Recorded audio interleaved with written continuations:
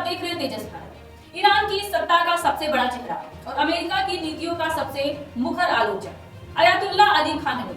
और अब दावा ये है कि वो नहीं रही, वो भी तब जब बातचीत की मेज सजी हुई थी। कहा जा रहा है कि अमेरिका और इजराइल के संयुक्त हमले में खामेनी की जान चली गई है। अगर ये सच है तो सवाल सिर्फ एक नेता की मौत का नहीं है, सवाल उस डिप्लोमेसी का है जो कैमरे के सामने मुस्कुराती है और पर्दे के पीछे मिसाइलें छोड़ती है।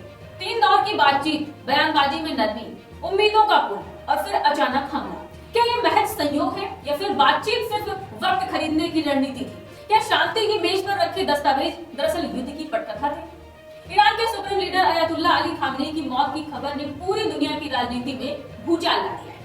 हैरानी की बात यह है कि यह हमला उस वक्त हुआ है जब अमेरिका और ईरान के बीच बातचीत का दौर चल रहा था। ऐसे में सवाल उठ रहे हैं कि क्या बातचीत सिर्फ एक रणनीति थी और हमला पहले से तय था? खामेनी भले ही अमेरिका पर खुलकर भरोसा नहीं करते थे, लेकिन हाल के कूटनीतिक संदेशों से ये उम्मीद जरूर लगी थी कि तनाव कम होगा। 3 दौर की बातचीत के बाद ये माना जा रहा था कि सैन्य टकराव टल सकता है, लेकिन हमले की खबर आते ही ये उम्मीद भी टूट गई और वैश्विक स्तर पर आक्रोश फैल गया। वहीं इसको लेकर सबसे ज्यादा उबाल पाकिस्तान में देखने को मिल रहा है। इस्लामाबाद, कराची, लाहौर जैसे शहरों में हजारों लोग सड़कों पर उतर आए हैं। कराची में अमेरिकी कॉन्सुलेट से बाहर भारी भीड़ जमा हो गई। प्रदर्शनकारियों ने अमेरिका और इजराइल के खिलाफ जमकर नारेबाजी की है।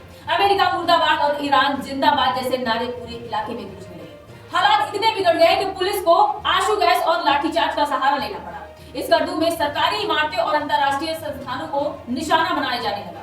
सुरक्षा बलों और प्रदर्शनकारियों के बीच झड़प में कई लोगों की घायल होने और कई लोगों की मौत की भी सूचना आई है। आपको बता दें कि पाकिस्तान की स्थिति इसलिए भी जटिल हो गई है क्योंकि एक तरफ उनकी जनता ईरान के समर्थक में खड़ी हो गई है और दूसरी तरफ उसकी सरकार के अमेरिका से रणनीतिक संबंध है। वहीं इसको लेकर प्रधानमंत्री शहबाज शरीफ और सेना प्रमुख आसिम मुनीर पर दोहरे दबाव की स्थिति बन गई है। हाल ही में अमेरिकी राष्ट्रपति डोनाल्ड ट्रंप से मुलाकात के बाद ये अटकलें भी तेज हो गई थी कि पाकिस्तान ने इस पूरे घटनाक्रम में तटस्थ रहने पर भरोसा दिया है। उधर ईरान के राष्ट्रपति ने इस हमले को मुस्लिम और दुनिया के खिलाफ जंग करार दिया है।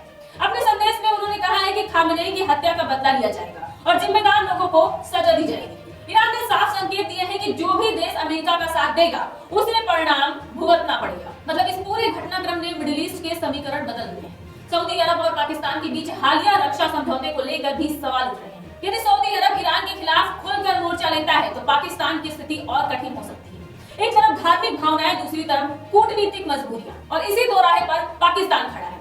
फिलहाल पाकिस्तान के कई शहरों में इंटरनेट सेवाएं आंशिक रूप से बाधित हैं और सुरक्षा बल तैनात हैं, लेकिन हालात पूरी तरह से बेकाबू में नहीं बताए जा रहे। अमेरिका भी इस पूरे हमले पर सतर्क नजर बनाए हुई है। माना जा रहा है कि यदि संघर्ष बढ़ता है तो ये क्षेत्रीय युद्ध का रूप ले सकती है, जिसके प्रभाव वैश्विक स्तर पर भी महसूस किए जाएंगे।